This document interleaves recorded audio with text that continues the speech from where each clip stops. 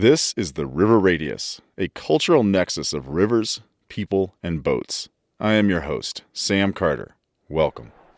Hey everybody, welcome. My name's Sam Carter, and this is the River Radius session. I'm the host, producer, and founder of the River Radius podcast. Thanks for coming out today. This is our second year in a row doing this at the America Outdoors Conference. Super awesome opportunity. Really appreciate America Outdoors opening the door to us.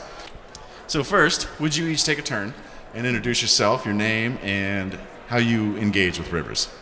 Sure. Start with you? Yeah, I can go first. My name is Corey Hampton, and I got a boat for my 5th birthday, and because it was the 80s and the age of free-range children, I paddled it around the rivers and lakes in my neighborhood by myself, because that's what we just let our kids enjoy the woods when they're little. But it certainly started my love of water. In 2000, I became a river guide, and I have 24 years ago, I've been paddling rivers, and shortly thereafter, 2002 or thereabouts, became the owner. We started a whitewater rafting company, my husband and I and his twin brother. So I've been the owner of a whitewater rafting and adventure outfitter for 20-something years. And what town, what river? Thanks. We're in Marshall, North Carolina, which is just north of Asheville, and we're on the French Broad River. Awesome. Thank you. Would you tell us about yourself? Yep, Mitch Hampton. I have been a commercial river guide since 1988. Started out here on the Ocoee, and just traveled around new rivers, West Virginia, worked different places. And then once again, like Corey mentioned, we started a company, and here we are 23 years later, having a great time with it. I'm also the assistant fire chief for the Walnut Community Volunteer Fire Department, and I'm the lead team member of the Swiftwater Rescue Team. Excellent, thank you. Foy? Howdy. Hi. I'm Stephen Foy. Most folks just call me Foy. I live in Asheville. I'm from Texas. As a kiddo, every drawing I wanted from my uncle was truck, trailer, boat. So much like Corey, it was ingrained in me from the get-go. And so I work for Nantahala Outdoor Center. I'm director of outpost operations. So I oversee 6 river operations across the Southeast. I also sit on the board of directors at America Outdoor Association, as well as the state board for the North Carolina Outdoor Recreation Economy Coalition. I sit on the Southeastern River Advisory Council for American Rivers, and I work as well with a partnership called the French Broad River Partnership, which wraps itself around the conservation, the business, and the social aspects around the French Broad. So my connection to rivers is professional, it's conservation interest, it's legislative interest, and definitely personal, out there paddling as much as I can. So, excellent. Yeah. So we're going to talk about Helene, but I want to start not with kind of all the details we're going to get into, but today and how you're feeling about it. September 27 is the big day of the storm. By my count on a calendar, that's 86 days ago. What's your impressions when you think of that event and that day? What now comes to your mind and your heart when you think about that? Each of you just take a turn as you wish. I can go ahead. I'm still on that roller coaster ride, right? You still have this, live in this very beautiful area that is just devastated by debris and people living in tents and living outside in campers at 19 degrees at night. So I'm still just kind of like this roller coaster up and down. Some days you look at it and you go, wow, this is fantastic. And then you see this debris pile. And I'm not really sure how long that's going to last. But I still just feel like that we're getting places, we're getting somewhere, and then we're not.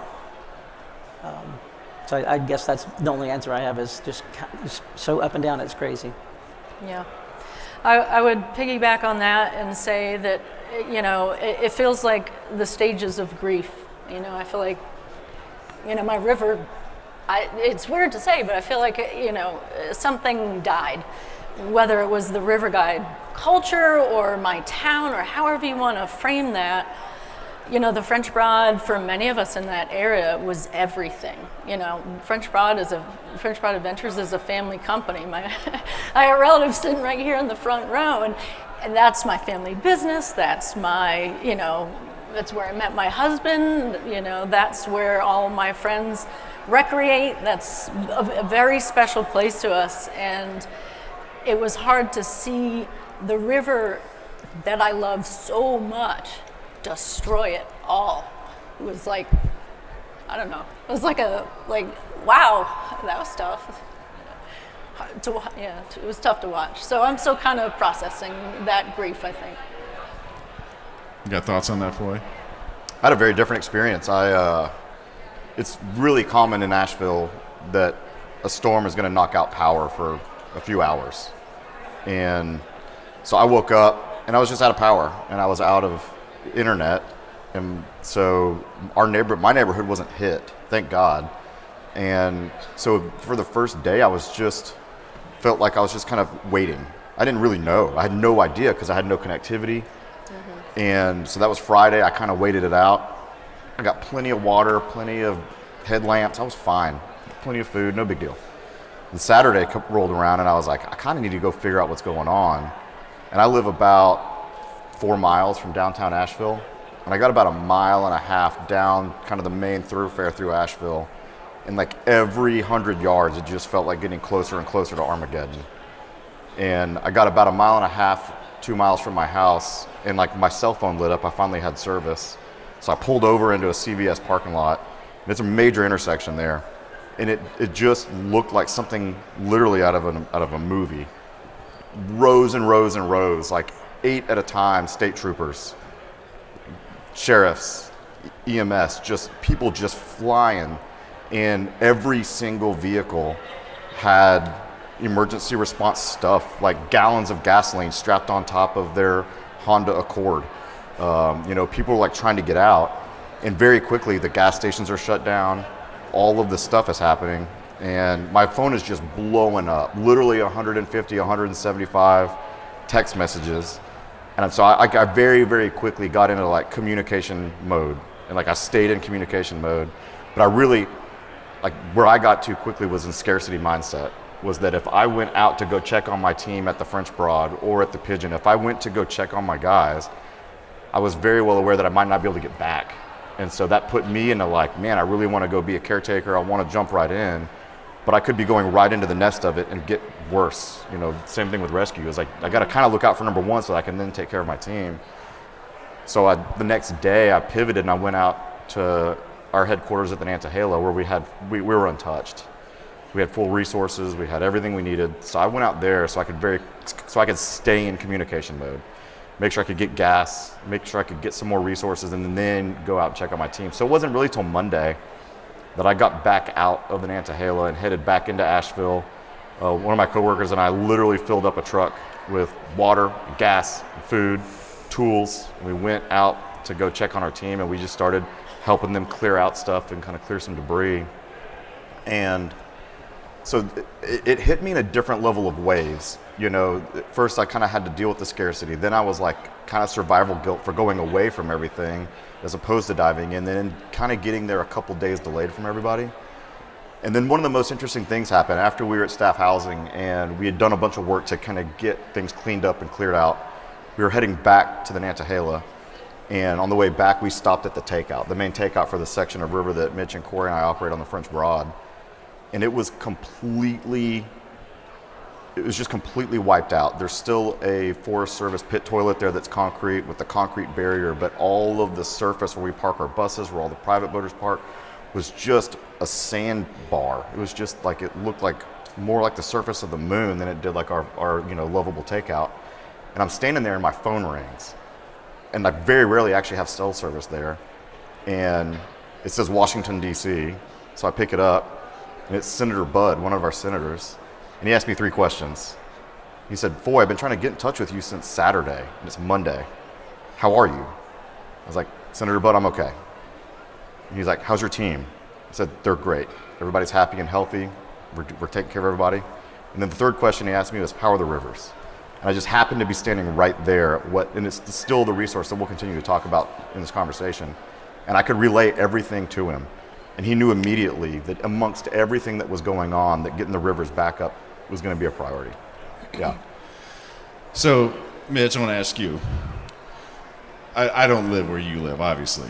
We'd be neighbors, we know each other.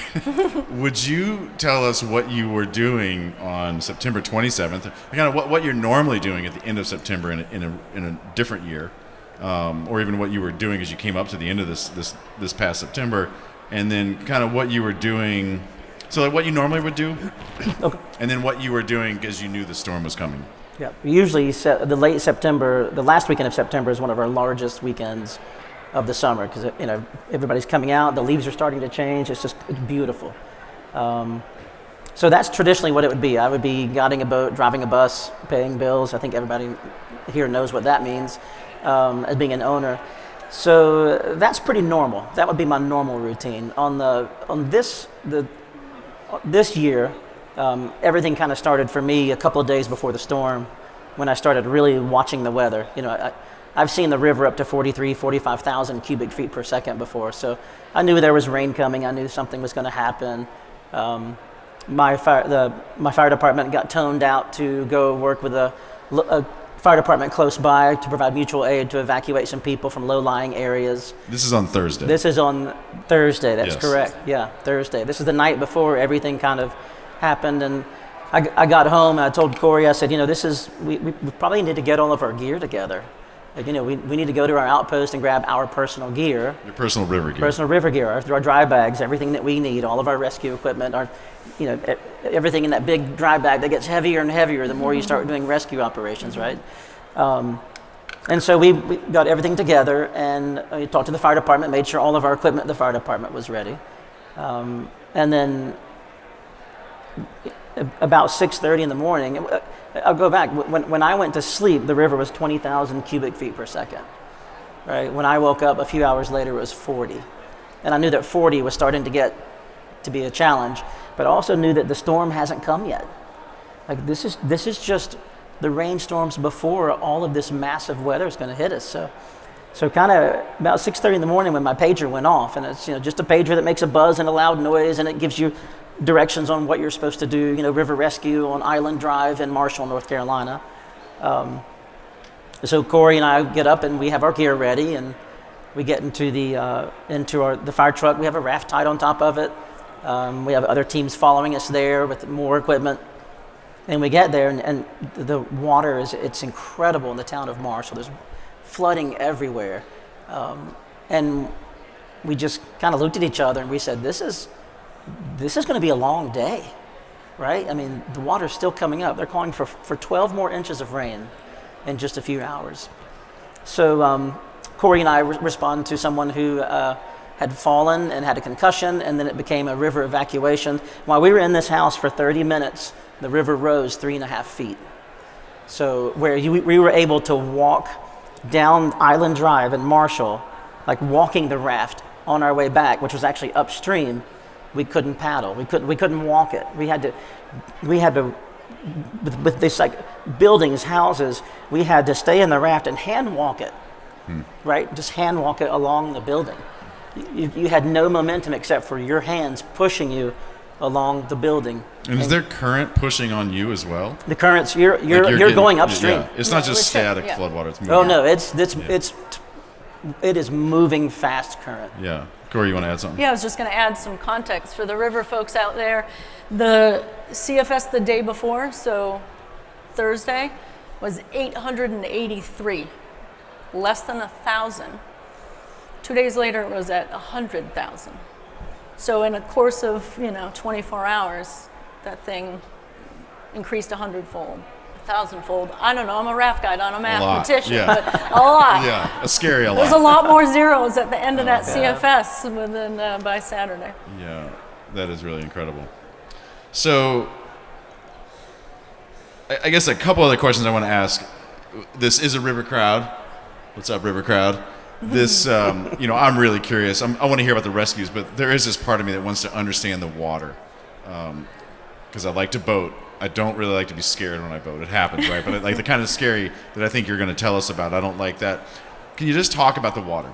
Like when you're out there near it, on it, how fast is it? What does it look like? Are there big waves and features and debris coming? Just give us that kind of visual context for that place. Yeah, for those of you that have boated the Grand Canyon, I have, done a trip out there and been intimidated by some of those rapids. You're looking at lava, you're like, "Ooh, this is gonna be a big ride," and you're trying to scout, make a plan.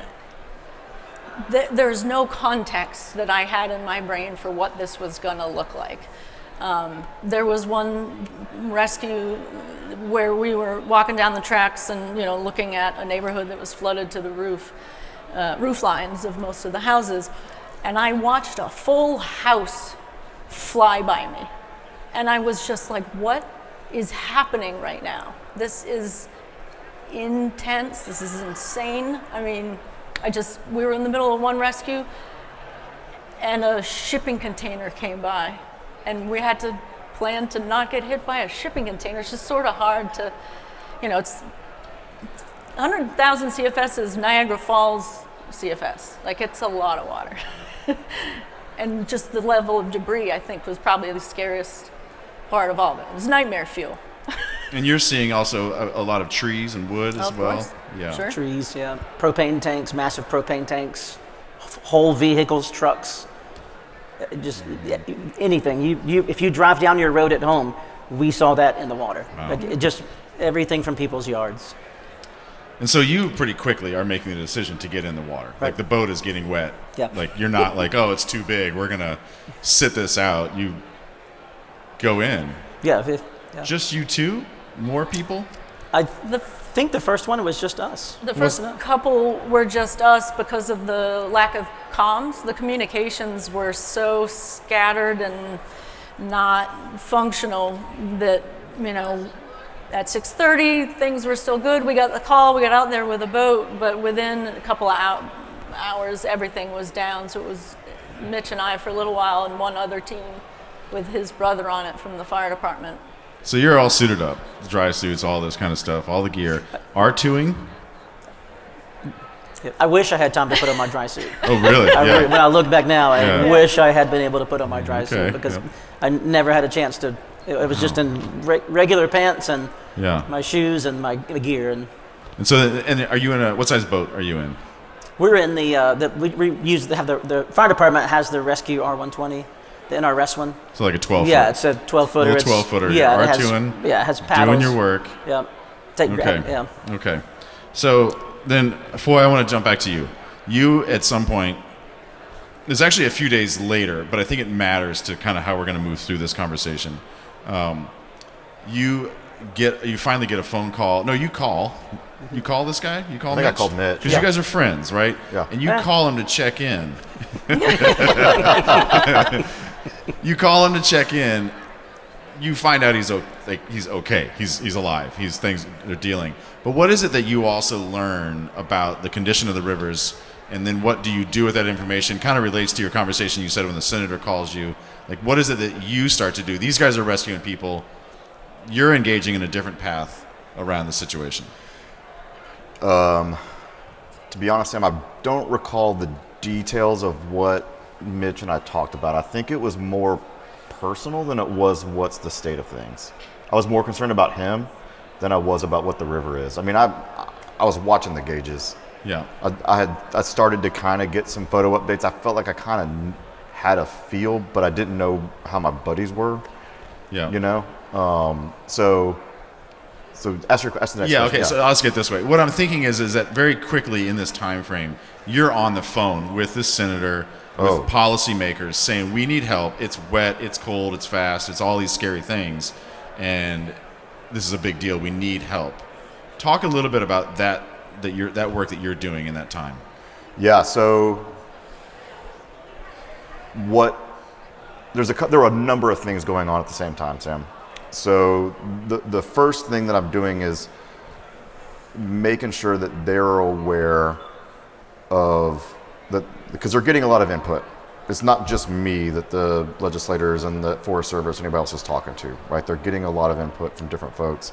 So I'm trying to make sure that they know early days, to put our resources on their radar, right? Fortunately, I was at Stackhouse when Senator Budd called me, but then I immediately and sent them photos, right? So that they could understand, yeah, there's a lot of personal people's residences, businesses, all this stuff, but there's also parts of the Forest Service and other public lands that are going to need some attention as well. And it's a little adjacent to that, is that Governor Cooper very rightly has made the very right decision to shut down Western North Carolina.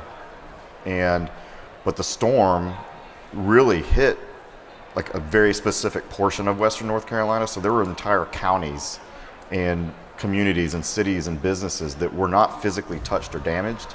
And I happened to have evacuated out to one of those. And it's only an hour from my house. And is that Bryson City? Yeah, just outside of Bryson City. Yeah. And when I got to the Nantahala, if there was an extra leaf that had fallen, I wouldn't have known it. It looked like nothing had ever happened there. But all of the businesses were shut down. There's nobody coming. And so there's a lot of folks that are literally sitting there twiddling their thumbs because their businesses are shut down. And the Forest Service was shut down consequently because they had to shut down because that region of the state was shut down. They also had to shut down because they were starting to funnel their resources to other parts of the forest. Their staff was also directly impacted. So I was going into a shutdown area knowing that there are people who are in secondary crisis mode or indirect crisis mode because they're not directly hit, but now the life around them is shut down.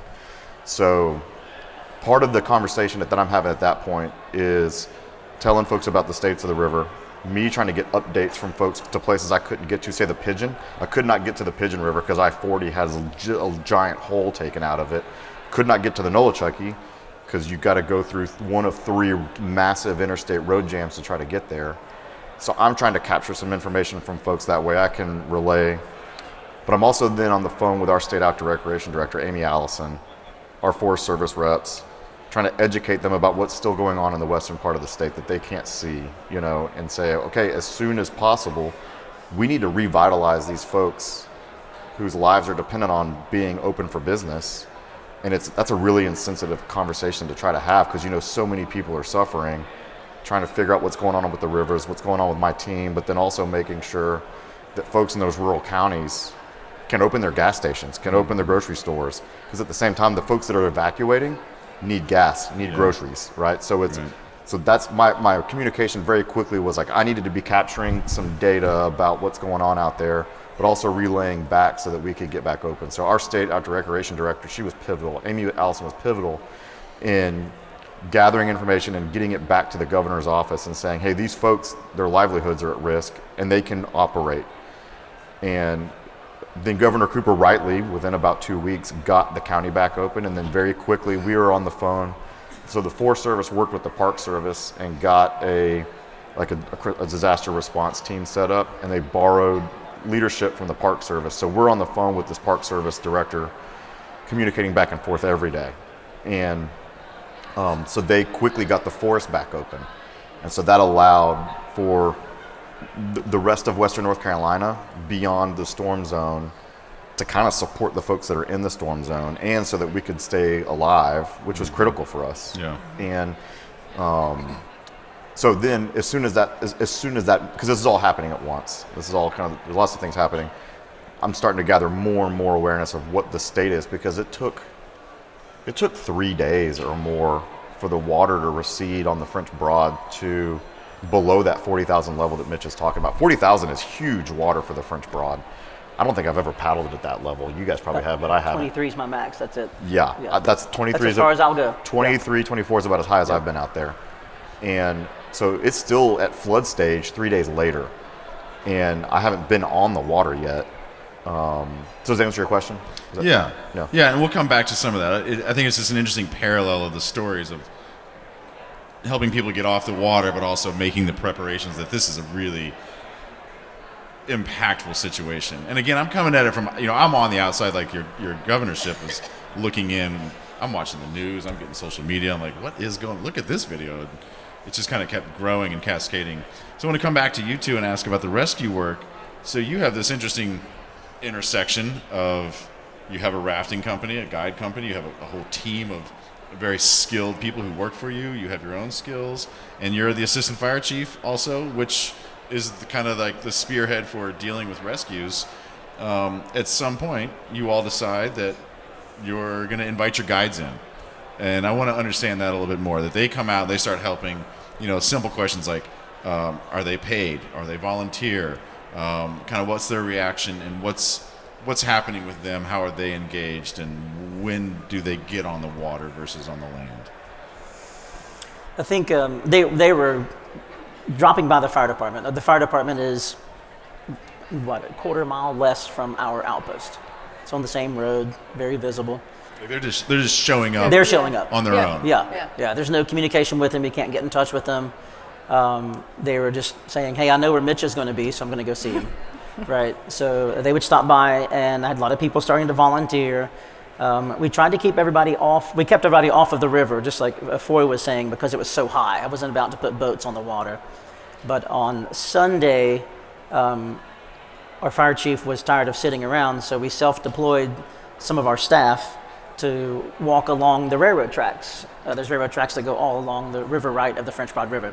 So they would walk along the railroad tracks, and the sheriff called and said, hey, there's a car here, there's a suspected body here, could you have people go check it out? Well, that was a pretty hard conversation to have with your staff, to sit there and tell someone that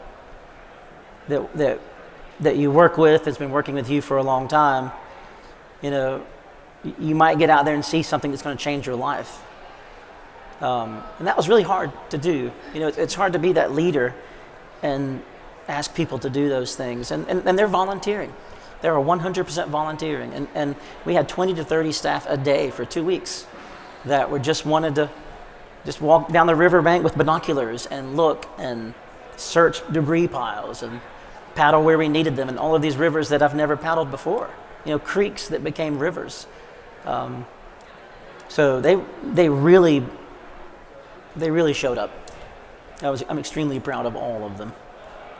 And I think I want to ask something like, how did they do? Like, I think they probably skill-wise performed well, but like, how was it for them? Was it life-changing, as you said it would be for them? Were they speaking about those? There are impacts? multiple who've already joined the fire department. Oh wow! Oh yeah. Some of them, that's what they want to do. That's what they want to do for their community. They feel like they have a skill and a place to do that, which is exciting. And some of them didn't show up the next day, and that's I just had a nice meeting with them in the morning that said, hey, if this is not for you, that's okay. It's not going to hurt your job. I'm worried about you. If you think you found something, you don't have to go look in the debris pile or what. I just really had to keep it open for them to do whatever they felt comfortable doing, so they didn't. Mm-hmm. I mean, it's going to be life-changing for them anyway. It's they watch the river, just get shredded. Mm-hmm. But I think Foy's a perfect example of there was a lot of things that needed to be done. So if you don't want to go out and have a potentially tragic moment on the river, these folks, take happy tourists. We're talking about, we need to find potentially hundreds of people that are still missing. Like this, it's gonna be a lot to sort of, to process if we do that. So some of them made meals and packed us lunches so that when we got on the water, we had something to eat. And when we got back, we had something warm, and they plugged in so many different ways. And it was incredible because it takes a village, right? There's a lot that has to happen. So it was cool to see that. I would also say that counseling services were critical. We brought in a crisis a team of psychiatrists that have worked with, first responders with PTSD experience, and we did that pretty early on. And they've, a lot of folks stepped up and said, I can't paddle a raft, but I can do counseling with your raft guides. And is that happening during the rescue time frame, or is that more after? That's in the same time frame. It's in the same time. It's in So the like same time go frame. out and do some recovery, some rescue. It was a 6-week period. I'm sorry, I didn't want to interrupt you. It's a 6-week period, and pretty much of all of the rescues and mostly recoveries. I believe within less than 2 weeks we had something set up, and with someone so they could have ongoing counseling. We debriefed as a group, and then we met, and they can call these individuals, these counselors, whenever they want. Mm-hmm. I'm going to ask more about that kind of as we close out, but I want to ask about Mr. Tipton. This is a bigger rescue story that you shared with me on the phone a few weeks ago when we first started talking about this. That is reported in New York Times, in USA Today, I think on some news video programs. And I want to have you share that story. I think I want to have you share it so that you can tell it and people can hear it directly from you. But I think it's such a critical story to talk about the level of intensity that you had to deal with, and that you're not alone. There's other people on other rivers doing this thing too, that there's other rescues and people engaging, and that everyone had these really just powerful stories. Like you said, your life's going to change from these situations. So if you would, talk us through the story of Mr. Tipton, and we'll just kind of have a conversation with that. Yeah. Well, I think I would like to start that story with kind of how our day went. And what day if is I this? could. So this is Friday the 27th, Okay, and so when we're leaving the downtown Marshall, as we're putting all of our gear together, the pager goes off again, and we're heading to the Mars Hill area, a different jurisdiction, not our area, for someone who was flooded in their car. Their culvert collapsed as they were trying to evacuate. The people in the car opened the door so the water flushed through and flushed a 30-year-old woman into a culvert. So when we get to that site, that scene, it's just a recovery. It's a recovery for her. But there has to be a car that's sitting in a ditch removed before we can get into the culvert. Otherwise, if the car shifts, it's just going to crush whatever responder is in there. So as we got a tow truck in there to flip the car over, the culvert burst, and the young woman was washing downstream. So Corey and I ran downstream, just down the road, following this woman's body, and we finally get to a spot where she gets snagged a little bit, and I've got this, I don't even know, some young firefighter who's got all the right gear on, but I asked him if he's Swiftwater certified, and he says no. I said, great. Hang on to this rope, and I clipped it to the back of my PFD, and I jumped in the water downstream of the body, but immediately was caught up in barbed wire and debris from all of the pastures around the area. But I was still downstream, and Corey clipped in to the next person, or got clipped in, and then she came in kind of above the body, and we were able I was able to climb up and get out. We were able to get the woman together. We take her to the shoreline, where we put her into a human remains bag, carry her up with other help from the firefighters to where the ambulance is waiting, have a nice moment of silence with all of the other responders there who are just pale, and then we go to our next call, and we just kind of continue to. That's our day. We go to the area of where Mr. Tipton is. And they could no longer see him or hear him, and I called our chief and said there's no line of sight on this individual, and he says, well, you've got more jobs to do, but we'll come back and visit with that later. And then we get called over to and these are creeks. They're called, Gabriel's Creek is a creek. It's usually this narrow, and it's flushing people's houses down the road. But we get a call of a husband and wife on top of their house, and their house floating down what's called the Ivy River. And the last time they saw them, they were holding hands up on top of the house. We go in to put in above a bridge because we can't go any further, so we know there's a bridge down there. We go to put in, chief calls on the radio and says, abort mission because the bridge just collapsed. And there's no way you can get down the river due to all of the rebar, the concrete. So we had to leave. And we know there are two people downstream on the roof of a house floating down the river that we can't get to. Well, then the pager goes off again. And we end up in the town of Hot Springs, where a family, I think it was a 2-year-old, a 5-year-old mom, and a through hiker on the AT are stranded in Hot Springs, and they feel like the building is moving. This was the Iron Horse Station. It's a hotel in Hot Springs. So we, unload our raft. We walk up the railroad tracks. We make a plan. It's just like everything else. I'm anchoring to the railroad, railroad tie, the rail itself. I'm digging out with a paddle, and we're putting an anchor there, and we're trying to put up a tagline to get the.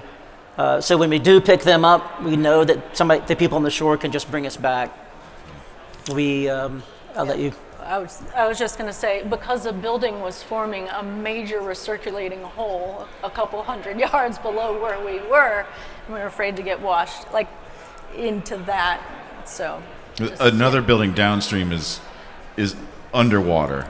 And standing waves in Main Street, Marshall. Yeah. It's not like Hot Springs. or Hot Springs. Thank you. Right. So you're using, just for the clarity, you're using your boat more as like a come and go. We're paddling. A rope. We're paddling over. Yeah. And then and then just to make sure as we get back into the current, we don't get pushed downstream. Yeah. We set up a tagline. Right. You're not really paddling downriver far. No. Hooked to a track hose so the line wouldn't drag. Oh my gosh. That didn't work. We tried twice. And finally, we just, as a crew, we just got together and said, we're just going to take the tagline off and we're going to paddle across. And how many people? 4. 4 paddlers. There was Corey, myself, one of my brothers, Jim Hampton, and Bobby Chandler, who's done river training with me. He's a volunteer firefighter. He's a truck driver, and he comes and takes my raft guide training classes because he wants to know more and be more beneficial for the department. So we paddle over with a 24-foot ladder right in the middle of our boat that we took from the Hot Springs Fire Department's truck. So four adults, life jackets, and a 24-foot ladder ferrying across this flooded river to try to get to the second-story window. When you say life jackets, you mean extra life jackets? Extra life jackets for that them. You're gonna extract. Okay. Mm-hmm. Because they're all alive. This is a rescue. This is a rescue. Yeah. Yes. At the moment, it was a rescue. Mm-hmm. Yeah. Well, then we get to the building. I grab the conduit. We tie off to the conduit of the outside the building. I put the ladder in the water. The water's chest deep. It's full of fuel, waste, feces, everything. Everything's in the water from all the plants. The debris. It was incredible. And so I get the ladder set up, and Corey climbs up the ladder with the life jackets and introduces herself to these folks up there in the most calm manner I've ever seen. Corey's calm or they're calm? Corey is. Corey, you're calm. They were less calm. They were less calm. Yeah, definitely. We're laughing with a little bit of tears in our eyes. Yeah. So Corey has this. I should actually let you kind of talk about what you did when you. Corey, you go in the room. Yeah. Sure. As Mitch was alluding to, they're very nervous about what's going on, and they watched us get over there, and I said, hi, my name's Corey. I'm here to help. Well, here's what we're going to do. We're going to put life jackets on you, and we're going to walk you down this ladder into a raft in the middle of a raging river. No problem. We got this. Kind of walking through what this is going to look like, and the first guy says to me, he's like, is it okay to admit I am terrified right now? And I said, I would be worried about your sanity if you weren't. But we've got this. Mitch is down there. He's going to help you get down the ladder. Raft's right there. We're going to get you back to your family on the other side. And it went great. We got them all down the ladder into the boat and back across and off to the next thing. But and am I right? This is 3 adults and 2 kids? Yeah, tiny little. One of them, She was 2 years old. Her name was River. I was like, can I Her say name was that? River. Her name was River. I was just like, How about that? And the little boy was Levi, and River was the bravest of the 2. I said, who wants to go first? And she goes, I do. Get me out. So having a great time. Corey teaching these adults, especially how to get over this ladder and talk them into it was very interesting. And I would grab the children and carry them down the ladder and put them in the raft to where they were waiting to bring them together. Yeah, and then we were, we made it across, no issues, until we went somewhere else. So the question was about the Tipton rescue. And I just want to throw this in there. I want to come back to what you said Thursday night to Corey. Maybe we should get our gear together. This, your thinking is like this is feeling like it's going to be a big one, and then it's bigger than you think. And Much bigger. Okay. Yeah, for the And record, nobody expected it to be as big as it was. The projections were maybe half what it ended up being. On Tuesday, I was talking to my manager about pushing trips that were booked for Friday, pushing them back to Saturday because it was supposed to be rainy on Thursday and Friday. Like 3 days later, I'm, climbing a ladder into a building. Like, what happened?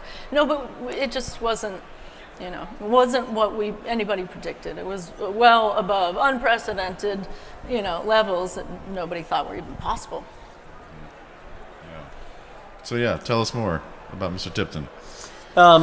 So we were called back to the same area where we had to leave because nobody had sight on Mr. Tipton, and they had someone found him where they heard him yelling in the fork of a tree, in the canopy of a tree.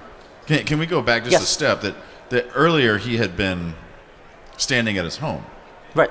and he's on one side of the river and his family's Right. on the other, and they're kind of like in eye communication with him, probably not verbal, it's so Right. loud. Yeah. Right. And then suddenly his house is washed away. Yeah, he's swept.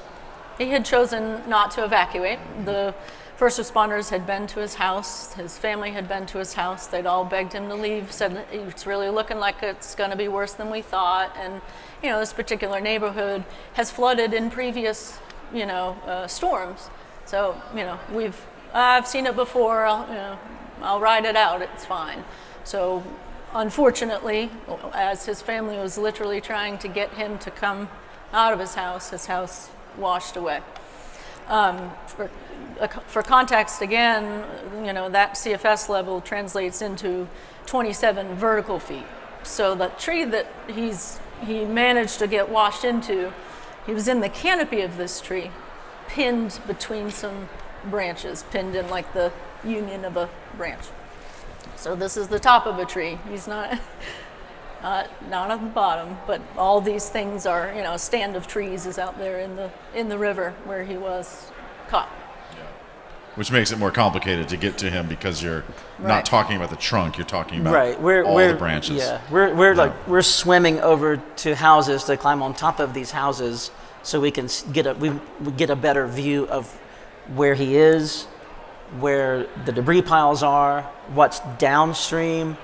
And you couldn't just see it from one house. You had to, aggressively swim to a house, climb up on it, look, and then you can say, well, I can't see what's further downstream. So then you had to swim back to the shore and then go back downstream and just to figure out, can you put the boat in safely, right? Can you rescue safely? And can you get out of it safely? And if you can't do any of those three, then you don't do it. Right, it has to be yes to everything. One no means no. Right. Okay. And the members of this team, my twin brother Mike has joined us by now, and it's myself, Corey, my brother Jim, and my brother Mike with 140 years worth of experience. River experience in this raft, and so we sat there, and the family's there, and the police are there because the family's getting agitated. Agitated because you're not going out. Yeah. Just agitated because nobody went to go get him before. Yeah. Agitated because they didn't handcuff him and take him from his house. I mean, right. Agitated. If I said agitated, everything. Everything. He's in a tree in the middle of a flood. That's right. Yeah. All these things. Yeah. Okay. All of the above. So we talked about it, and when you have a group like of us together, especially we have. One person goes, yeah, we can do it. And then they go, well, what about this? And then the other person gets excited and goes, yeah, we can do this, this, this, and this. And then Jim looks at me and goes, well, did you see that power line? Because you're going under power lines. You're going under poles, guy wires, cars, all these debris piles, debris still coming down the river. At this point, the river had not reached its peak yet. So the water is coming up every minute that you're there. It's getting higher and higher and higher. And so unfortunately, We couldn't get to him. We could not find a way to get out there. Getting out there was the easy part. I can put a boat in the water. I can start upstream, but to get to his location, he's in the canopy of a tree, and I know people in our business or anybody who's been in a canoe and you're floating downriver and you try to grab a tree limb as you're floating downriver, and the momentum, right, just shreds your hands. You can't stop. There was no place around him that we could actually stop. There were no eddies. There was nothing. It was just rushing current from where we would put in to him. And unfortunately, we had to leave him there. And it's just one of those. That's one of those things you have to deal with the rest of your life, right? I mean, we had successful recoveries, even bringing a body and taking it to someone and making it complete, right? That's just one of those that it just sticks with you, right? I mean, to say you can't do something, right? It's not that you don't want to do something, but to say that you can't get out there safely and come home as a family. I mean, think about if the boat flipped. I mean, that's our family. And that's also the only river rescue team in the county. We're not getting resources from Asheville. We're not getting resources from the National Guard. It's just us, right?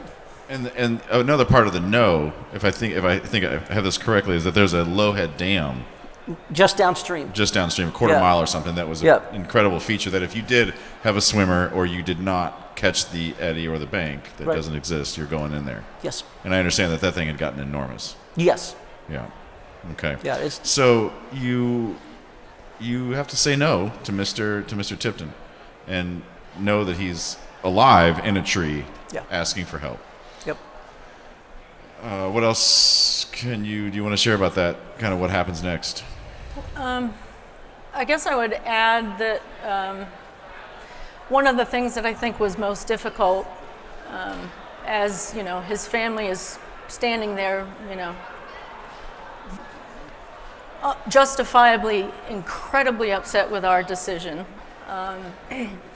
is that it's hard to explain hydrology to folks that haven't seen it, been it, lived it, paddled it, seen a flash flood. And for us to try and say, listen, there's no eddy. They go, what is that? This is a strainer. We'd be literally paddling into a strainer made of trees and power lines and broken buildings. What's a strainer and why is that a bad thing? Like, well, can't you just get there and get back? No, we can't.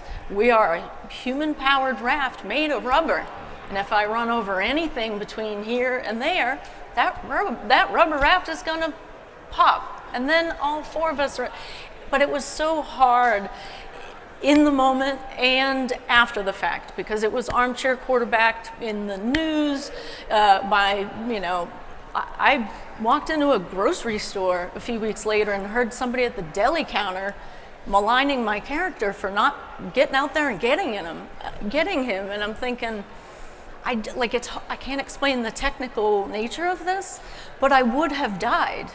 And so would everybody else in that boat. It's hard to, the river community maybe understands it a little differently, but it's hard when you're talking about emotions and family members, and it was intense. It's still intense. They're still very upset with us. They came and yelled at us multiple times at the fire department.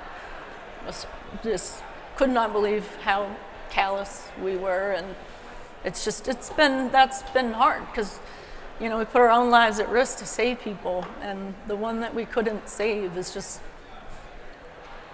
that's the one that's gonna haunt us for a while. And he ends up falling in the river later, just kind of out of exhaustion. Eventually he got flushed. Yeah, and it's gone. Thanks for sharing that. Yeah.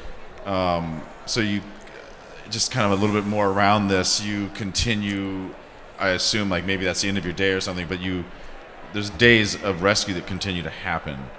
Peaking river, dropping river, you said that the peak, like the river stayed very swollen for a long time, for several days.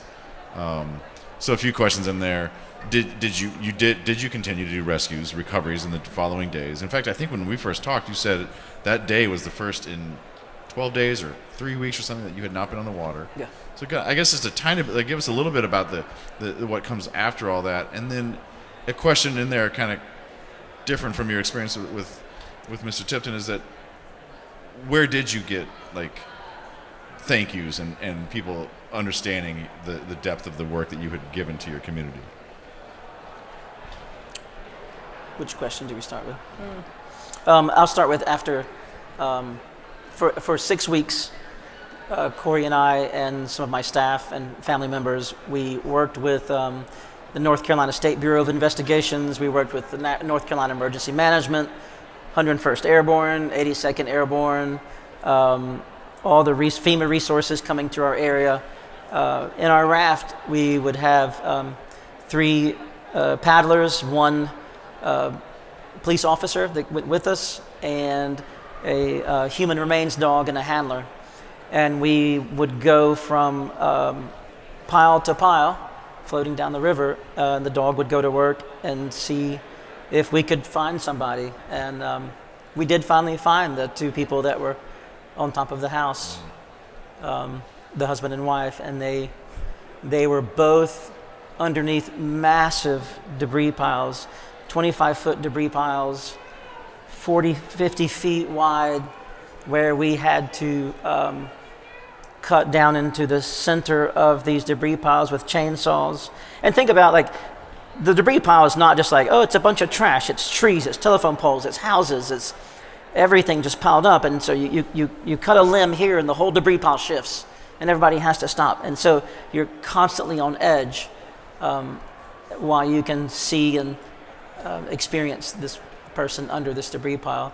But we found them, the wife one day and then the husband the next. And then we had to evacuate them in the raft. So you're paddling a raft with the human remains bag in it with someone in it until you can find an appropriate takeout. They were having to cut takeouts for us, just with bulldozers, massive bulldozers coming down and making new roads for us to get out of these locations. And then from there, we just continued to work along the river searching debris piles. And that's kind of, like I said about the roller coaster, you know, you get out there and I'm not too proud to say that I cry, you know. You get out there and you have this massive debris pile and you're like, yes, I'm getting somewhere, right? I'm getting it, I'm doing it.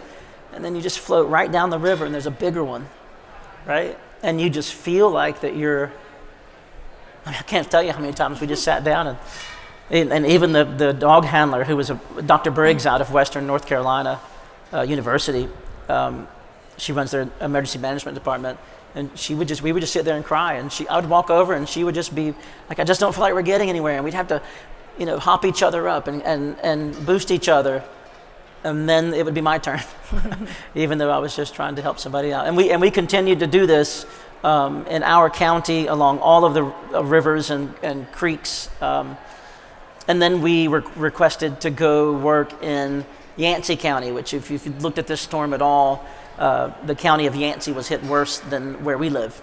They had zero resources. They don't have a river rescue team. They have no swift water components. So we went and on the North Toe and the South Toe River out in that area and did the same thing. So there were some people missing, and we just continued to search all through there. We had on one of the rivers, we're floating down, we're, you know, checking out these piles, we're looking under big rocks, we're, you know, everywhere you look could be somebody.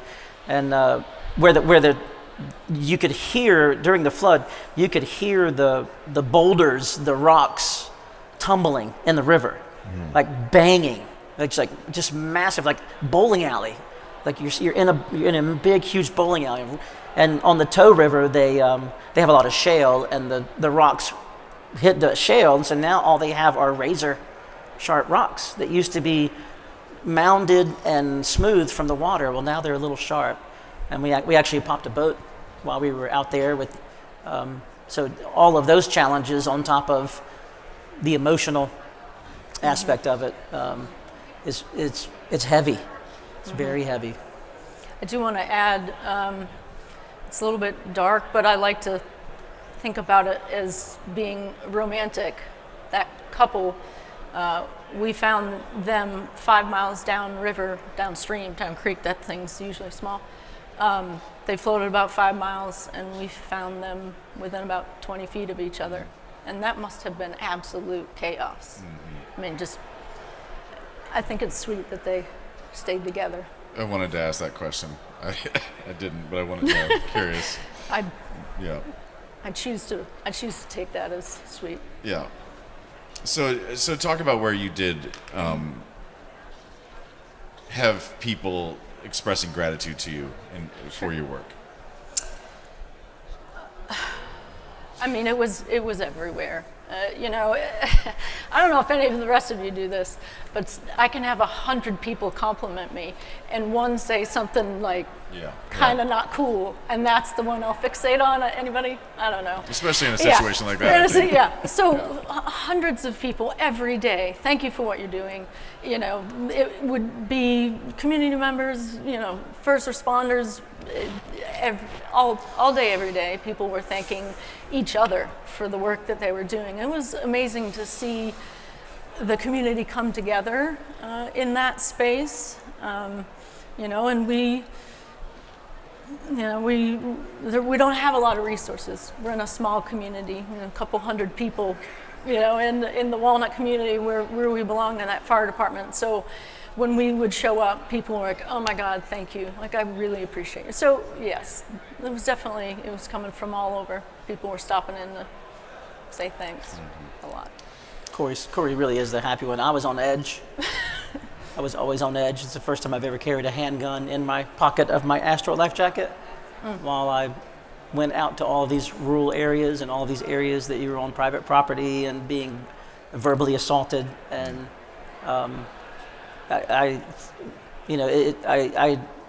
Corey's right. I mean, it is nice when people would call you, and I think we received more thank yous when the USA Today article came out, and people could actually see that everything that we did on that day. You know, we never told anybody. We never put a press release out there that we saved these 4 people and these kids, and you know, we took someone's a body back to their family, that we, you know, damaged our equipment. We never mentioned any of that until the article came out, and then it really started to come. It really started to come in. People were, somebody'd send you a check for $50, and a lady called me crying. She called the 800 number. I picked it up, and she's bawling, and she says, "You're angels, right? I can't believe what you're going through. I want to send you something," right? And they would send you cards and an email that says, "I read the article. Thank you so much." So for me, I know that the people in the community of Walnut, I know that they appreciate me because I see them every day.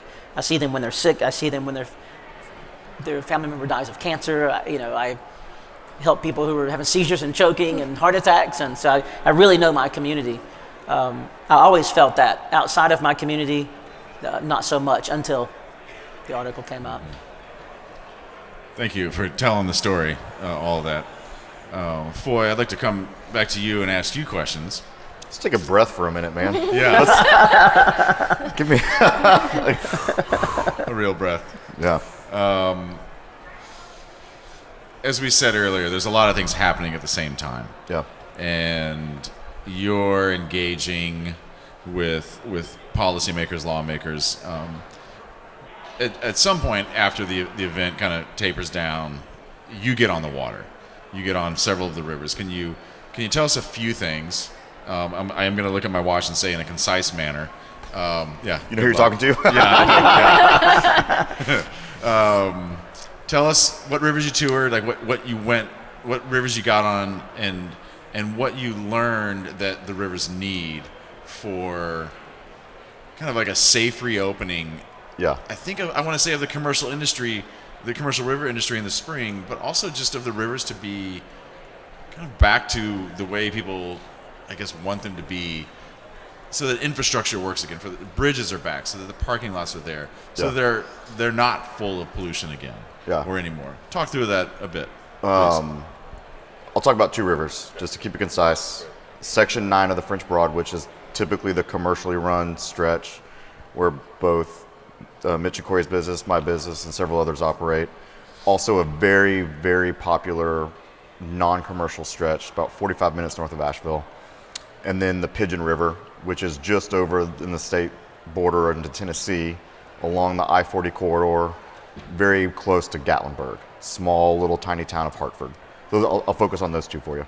So I had been working with the Forest Service, and the French Broad is actually technically still closed by the Forest Service. So that's the first thing.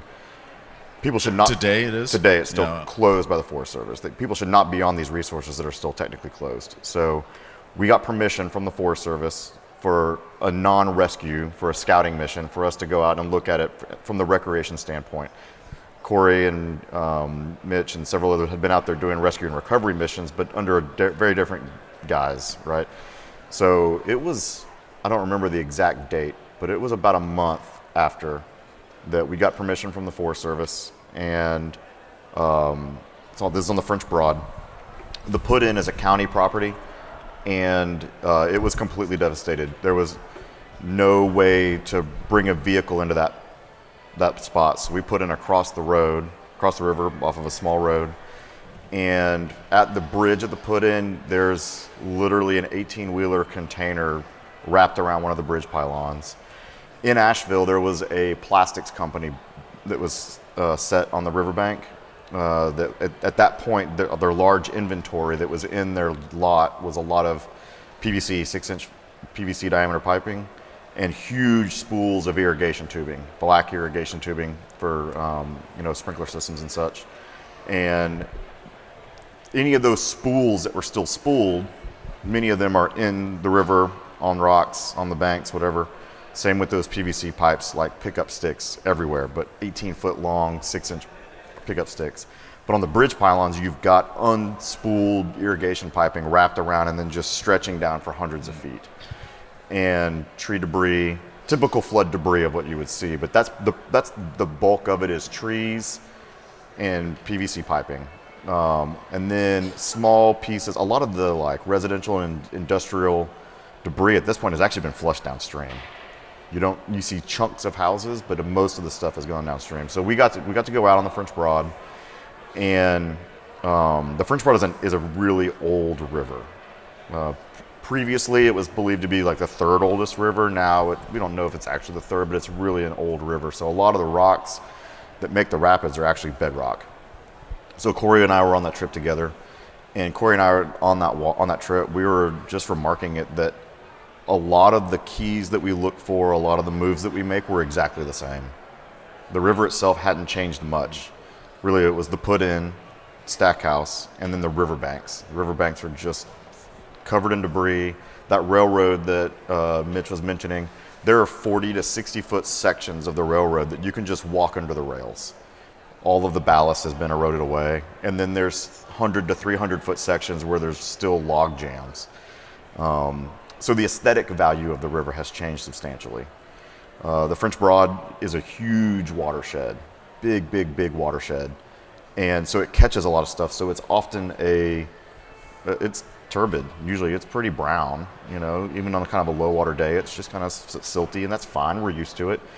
But that day, there hadn't been any rain since the hurricane in that whole month. We hadn't seen any rain. So the water was really this opaline green. And I could take a 60-inch raft paddle, and I could see the blade all the way down, that's not normal for the French Broad. Mm-hmm. So it was the best water conditions I think I had ever actually seen on the French Broad. And a lot of the banks that would normally be sand have been eroded away, and now you see the bedrock that's underneath. And then there's some other beaches where now have big new deposits. But generally, from a whitewater recreation perspective, Section 9 of the French Broad is very much the same. Our minimum age from a commercial standpoint is 8. Folks take younger than 8 8-year-olds out there on commercial trips. At the end of that day, I felt comfortable that I would take my 7-year-old niece on the water that day. realistically, it was the access points that needed to be redeveloped. Since that point, the National Guard has put a lot of energy and resources into redeveloping the county park that's our main put-in. Mitch confirmed with me that the gate's open, so it's technically accessible at this point, even though the river's closed by the Forest Service.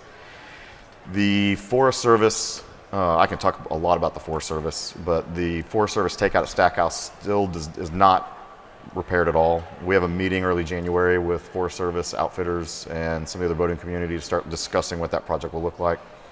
But I believe that recreation on the French Broad, once the access points get there, once the community gets there, it's going to be a great resource again.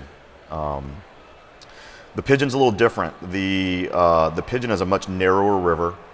It's a smaller watershed. It's kind of a sister watershed off of the French Broad. They kind of catch on the opposite side of the ridge, essentially, grossly speaking. And it got huge amounts of water for a tiny watershed. And if anybody's seen on photos or any of the videos, I mean, it took out an entire stretch of I-40, an entire interstate that's normally 80 feet above the water level. You know, huge, way, way high. And so all of that force was coming through a much narrower watershed. And the put-in for the for the whitewater operations is right at a Duke power plant. And there's a small creek that comes in out of Smoky Mountain National Park called it's a small creek, but it's called Big Creek. And at the base of that power plant, there was a huge deposit of rocks, debris that was, and I still have not gotten a full report from Duke on what the impacts of the power plant were. But there's a big deposit there, just downstream, 50, 75 yards from kind of there is the actual put-in ramps, a set of 3 ramps for the commercial users and a 4th one for the private boaters.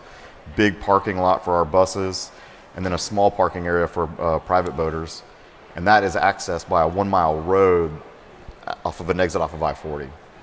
Those 4 ramps are gone.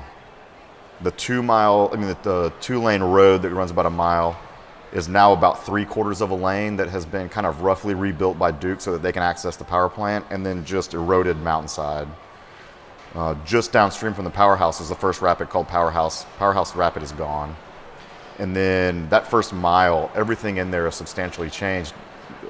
People have paddled it, but right now that access is closed because Duke is using that area to do their repair and recovery. So that is closed. Paddlers should not be on that section of the river. But just downstream at that bridge, the Waterville Road Bridge, we were able to access that. And we've paddled, several folks have, many of the outfitters at this point have been able to paddle through down to Hartford. And it is a substantially changed river. There are rocks that are the size of small houses that are gone. A lot of the channels are the same, but rocks that would have created really great surf waves or really big play features, those features are small. However, the Pigeon is a dam and powerhouse controlled river, and the powerhouse is still not functional yet. They're still not managing the water through the powerhouse, so all we're getting is either natural flow or kind of whatever they're regulating to go over the dam. So most folks that have been out, myself included, we've only seen it at like 80% of normal flow. So even though the rocks have changed, a lot of stuff is still kind of falling in because the mountainside has changed, and so there's loose debris that's kind of falling off the mountain as the erosion continues. We've only seen it at 80%, so we don't know what the full whitewater experience is going to be like yet, but we do know that it's drastically different. It's not, the Pigeon was, and still will be, high volume, beautiful, efficient for a commercial operation, just great, fun, splashy river. And that element will likely come back, but some of the rapids have changed. Hard to say exactly what they look like. There was a little bit, the last time I've been out there, and I've gotten an unverified report, but somebody else has been out there that said that a lot of the infrastructural debris, like guardrails and some of the metal barriers around some bridge posts, a lot of that stuff has already been removed. There's one main pretty big debris pile of trees right in one of the main rapids where there's a natural constriction. There's a beautiful wave train and a little bit of a bend, and there's a big log jam up against the outside of that bend that will be a hazard for commercial boaters and for non-commercial boaters as well. And so there's plans to get that out. But it'll be a while before we know what the full Pigeon return looks like. We'll have to get the powerhouse back and get those normal flows going. And the Pigeon, historically, just like all rivers in the southeast, will have high water flows during the winter. that will continue to flush out some of that small stuff. And so we don't really know what the pigeon will look like yet. Whereas I feel like, Corey, you might agree that we're pretty confident that the French Broad would be very similar to what it was before the storm. The big thing is going to be those access points. Working on getting those access points reopened is going to be the critical effort for folks to be able to utilize the river. And we can go further down that road if you like. So. Do you want to add something in? No. Okay. Yeah, I don't know if is the mic working? Yeah, you're on. Well, thank you for telling us that. I think we're going to kind of move into the end of this and then open up for questions if folks have questions in the audience. Last question that I have is, I find it to be revealing how you are all river runners. We're all river people. We're here, and that's who we are at this conference. And the value that you all offer your communities as river people in a river community, the relationships you have with policymakers, the knowledge you have of your rivers, the relationships you have with your guide staff and your rescue teams, and the way that you know your places. And I think about that often as I get to navigate these different conversations with river people all around. And that really stands out in this conversation with you three.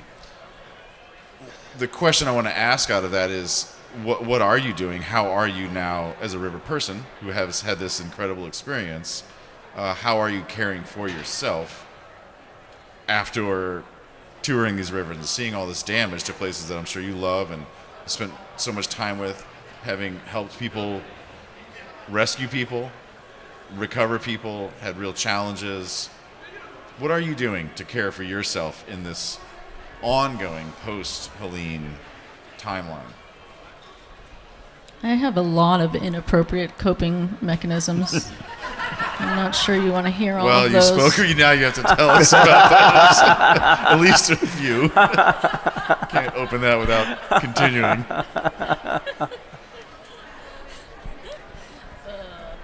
Like I said earlier, counseling sessions, working with the professionals that have, worked with us and know what it's like to, experience PTSD and kind of the, the long-term effects of what all we've just been through. And, in the short term, there's things to kind of emotionally process, but I imagine that it'll be a little bit longer before we all kind of get through the other side of this emotionally. So just working with the professionals and enjoying the company of our river community has been very healing, honestly.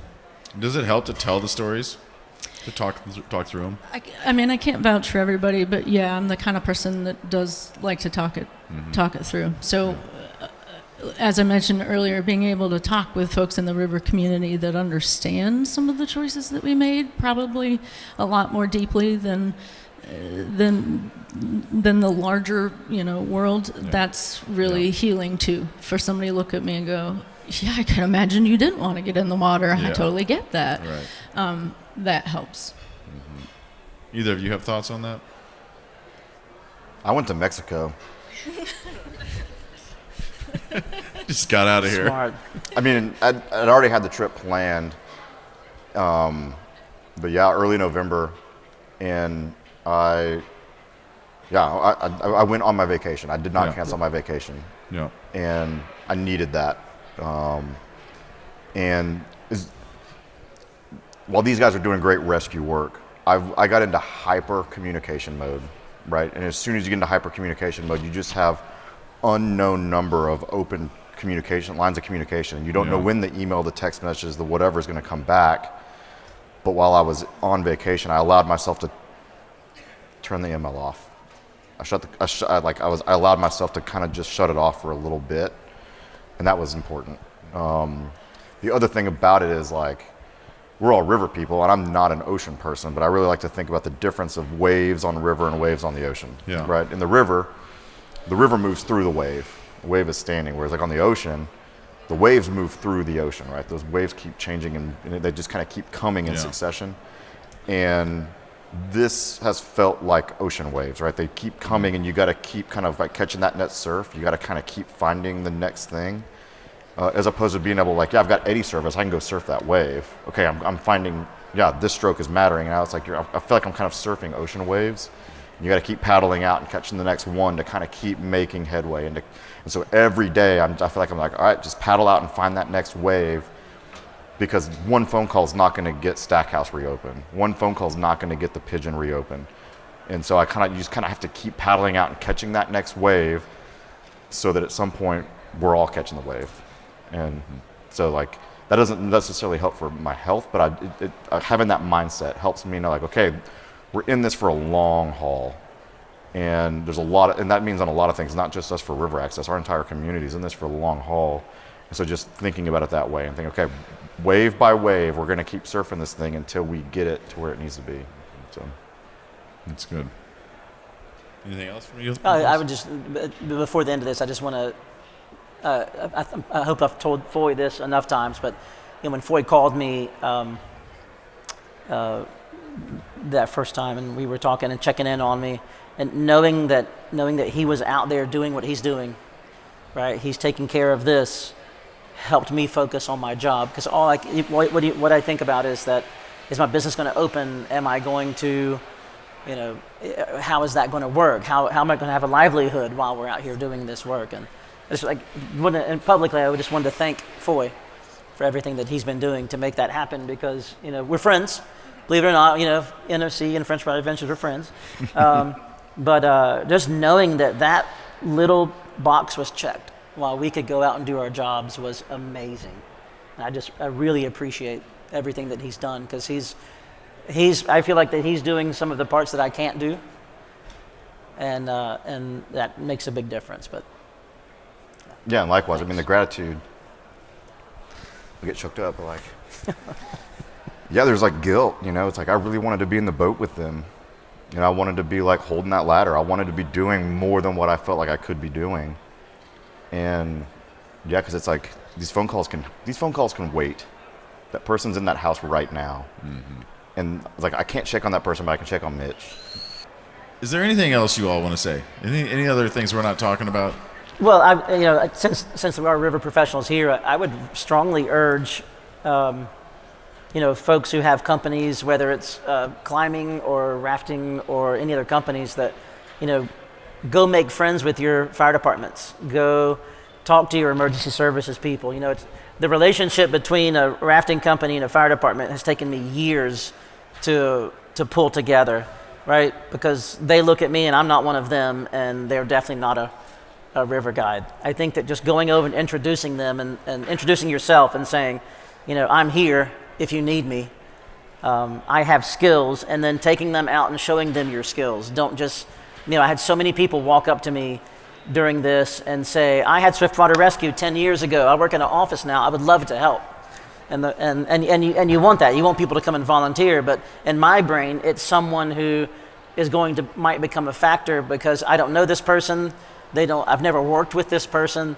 They don't work for me. And so I can't really, I'll use the word control, but I don't know what they're going to do in certain situations.